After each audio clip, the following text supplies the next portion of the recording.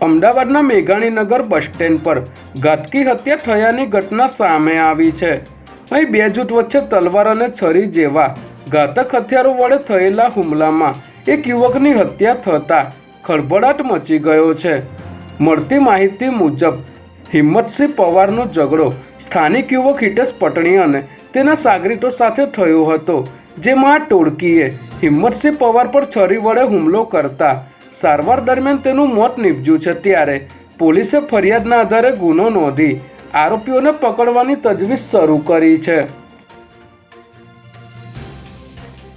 અમદાવાદમાં વન વિભાગે પોલીસ સાથે મળીને શાહપુરમાં દરોડો પાડી 34 સૂરજ કાચબા અને 101 સુડા પોપટને છોડાવ્યા હતા।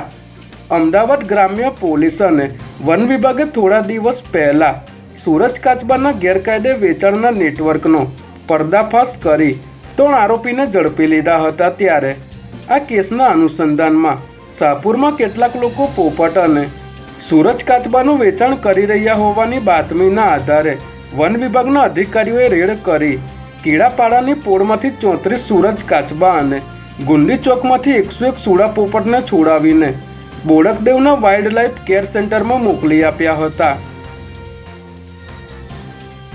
રાજ્યના પોલીસ વડા વિકાસ સહાયની અધ્યક્ષતામાં આજે ગાંધીનગર ખાતે ક્રાઇમ કોન્ફરન્સનું આયોજન કરવામાં આવ્યું હતું, જેમાં તમામ રેન્જ આઈજી તથા જિલ્લા શહેર તેમજ યુનિટના વરિષ્ઠ પોલીસ અધિકારીઓ હાજર રહ્યા હતા।